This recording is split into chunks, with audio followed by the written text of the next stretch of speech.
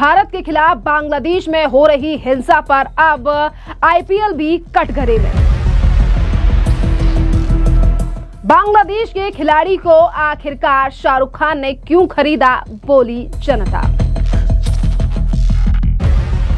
भारत विरोधी कट्टरपंथी नेता शरीफ उस्मान हादी की मौत पर बांग्लादेश में लगातार हिंसा भड़की हुई है और वहीं दूसरी तरफ शरीफ उस्मान हादी की मौत पर जिस तरीके से बांग्लादेश में कुछ लोगों ने किए ऐसे पोस्ट, जिसके बाद जनता सड़कों पर उतर पड़ी है। और यहां पर आपके लिए बता दें कि बांग्लादेश में लगातार हो रही हिंसा में जहां एक तरफ हिंदुओं को टारगेट किया जा रहा है तो वहीं दूसरी तरफ भारत के दूतावासों में की जा रही है तोड़फोड़। भारत की बिल्डिंगों यानी कि जो यहां पर तमाम बिल्डिंगें हैं वहां पर भी तमाम हमले किए जा रहे हैं और हादी के समर्थक अब भारत विरोधी नारे भी बंगाल में लगा रहे हैं, यानी बांग्लादेश में लगा रहे हैं और आवामी लीग ऑफिस भी फूके जा रहे हैं और मीडिया हाउसेस पर भी हमले किए गए हैं।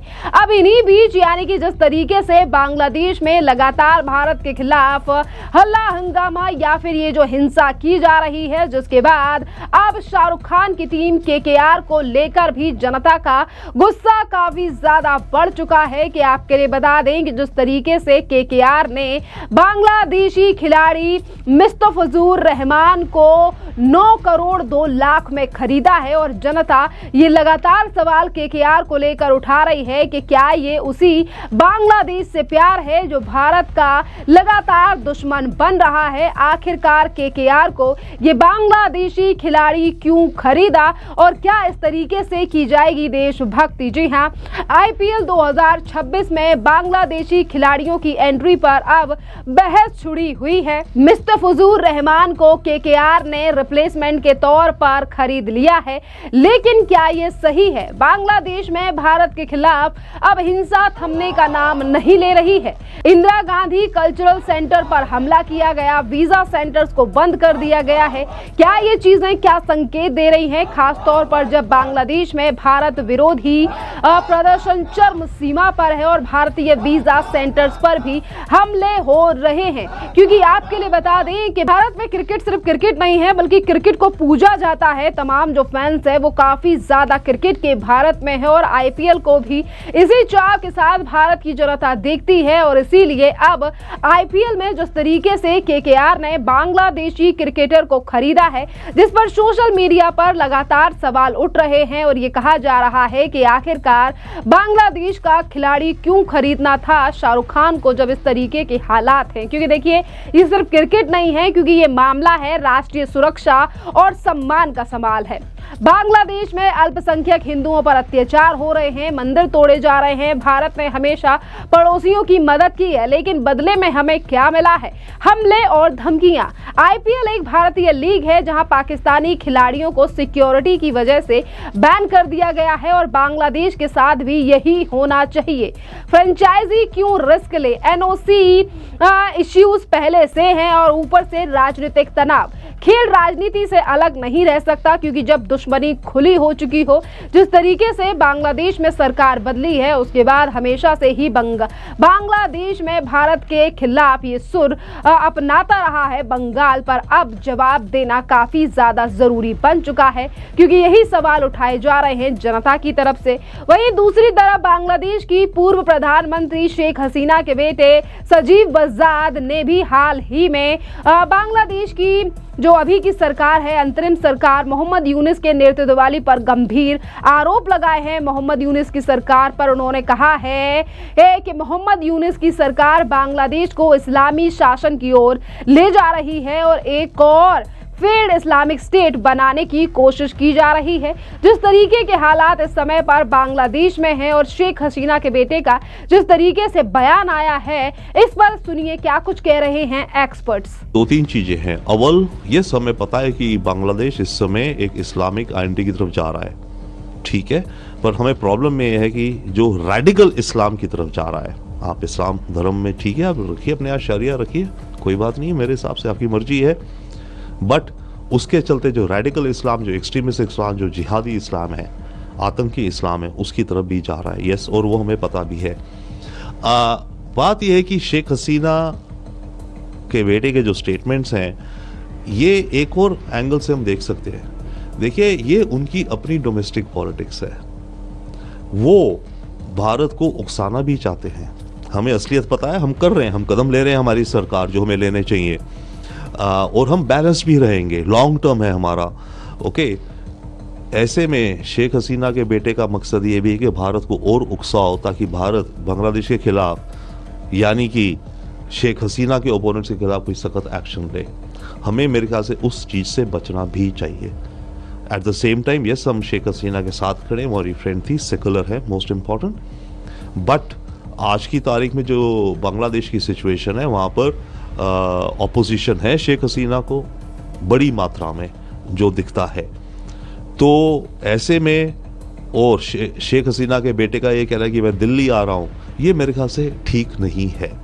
क्योंकि बांग्लादेश में फिर ये देखा जाएगा कि भारत ने केवल शह ही नहीं दी शेख हसीना को, उसका बेटा भी आ रहा है, ये लोग वहाँ बैठ के षड्यंत्र रच रहे हैं हमारे देश के खिलाफ। तो उसको लेकर के बांग्लादेश के अंदर नेशनलिज्म ज़्यादा जाएगा, एंटी इंडिया सेंटिमेंट ज़्यादा जागेगी। तो देखिए, एक्सपर्ट रोविंदर सचदेवा का बयान आपने सुना, और इसी के साथ साथ जिस तरीके से शेख हसीना के बेटे ने कहा है कि वो दिल्ली भी आएंगे, जिस पर आप एक्सपर्ट ध्रुव कटोच क्या कह रहे हैं, जरा सुनिए। देखिए, ये जो बांग्लादेश में हालत हो रही है, ये मैं समझता हूँ पूरी दुनिया को गंभीरता से लेना चाहिए। ये सिचुएशन स्टेबल नहीं है। जो शेख हसीना के बेटे जो कह रहे हैं वो बिल्कुल सही है। बांग्लादेश जो है वो एक इस्लामिक स्टेट बनने की तरफ जा रहा है। अभी देखिए, ये इस बात में इसलिए चिंता है क्योंकि जब ये शेख हसीना को हटाया गया था, तो जो स्टूडेंट्स की एजिटेशन में उन्होंने कुछ कारण बताए कि हमको ये चाहिए, कुछ डिमांड्स पेश किए, वो रिजर्वेशन के ऊपर थे, और वो डिमांड शेख हसीना ने पहले से ही दे दिए थे।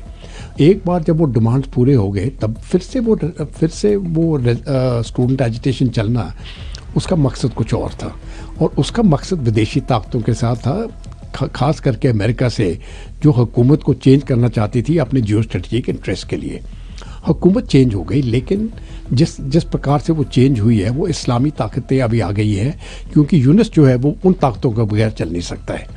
और दिन ब दिन ये जो इस्लामी ताकतें हैं, जमायत इस्लाम की जो स्टैंडिंग है उधर, बेशक वो इलेक्शन नहीं जीतते हैं, लेकिन वो इलेक्शंस को कंट्रोल कर सकते हैं। और जो फरवरी में इलेक्शंस होंगे, मुझे लगता है ये रिग्ड होंगे, और जो नतीजा आएगा, इसलिए इस्लामिस्ट ग्रुप्स जो हैं ये ऊपर उठ जाएंगे। मैं समझता हूँ ये पूरे खास करके बांग्लादेशियों के लिए ये मैं समझता हूँ बहुत बुरा है। 1971 की जब लड़ाई हुई, इसी महीने में, या दिसंबर 16 की बात करते हैं, जब बांग्लादेश को आज़ादी मिली और पाकिस्तान की फ़ौजों ने वहाँ पर सरेंडर किया है, तो वो उस लड़े किस लिए थे? 1971 में लड़े किस लिए? वो इसलिए लड़े ताकि वो अपनी भाषा को, अपनी सिविलाइजेशन को, अपने कल्चर को संभाल सके। अब जाके इतने सालों के बाद मुझे लगता है कि ये तीनों चीज़ें ये गुमा देंगे। बहुत ही जल्दी उर्दू भाषा होने वाली है बांग्लादेश की, बंगाली ख़त्म हो जाएगी, उनका कल्चर भी ख़त्म हो जाएगा, और ये इस्लामिक देश बन जाएगा। और एक बार ये इस्लामिक देश बन गया तो बाकी चीज़ें जो भी ये समझते हैं, वो बंगाल के साथ जो अपनी भाषा और अपनी कल्चर के साथ जो जोड़ते हैं, ये सब ख़त्म हो जाएगी। और ये मुझे इसलिए बुरा लगता है क्योंकि 1971 में अप्रैल के महीने में जब जनरल नियाज़ी ने पहली अपनी स्पीच दी अपने पाकिस्तान के मिलिट्री ऑफिसर्स को, तो उन्होंने उसमें ये बताया कि इन बंगालियों की जो इनकी नस्ल बदली कर दो। उस टाइम तो वो हार गया, और 16 दिसंबर को उनको सरेंडर करना पड़ा 1971 में। लेकिन मैं समझता हूँ अगर जनरल नियाज़ी आज जीवित होते हैं तो वो हंसते और बोलते, देखिए तुम लोगों ने सोचा हम हार गए, लेकिन असली जीत तो हमारी है। हम चाहते थे ये बांग्लादेश जो है ये इस्लामी देश बने, और देखिए अभी ये इस्लामिक देश बन चुका है। ये मैं समझता हूँ ये पूरे बांग्लादेश के जो लोग हैं, इनको ये बड़ी गंभीरता से लेना चाहिए, वो चाहते क्या हैं। और इस प्रकार का अगर वो देश बन जाएगा तो जिसके लिए वो लड़े थे 1971 में, वो सब समाप्त हो जाएगा। तो देखिए, एक्सपर्ट्स का बयान आपने सुना और इसी के साथ साथ अगर हम यहाँ पर आईपीएल की करें तो आईपीएल को साफ सुथरा रखना ही बेटर है, बांग्लादेशी खिलाड़ियों को बाहर रखकर। जब तक बांग्लादेश भारत का विरोधी तत्वों पर लगाम नहीं लगाता तब तक आईपीएल उनके लिए बंद ही रहना चाहिए और यही राय लगातार सोशल मीडिया पर जनता भी दे रही है। देखना अहम रहेगा कि इस पर कब तक लगाम लगाई जाएगी और उस पर क्या रिस्पॉन्स आता है अब केकेआर या फिर शाहरुख खान का। आप भी हमें कमेंट कर जरूर बताइए इस पूरे मामले पर।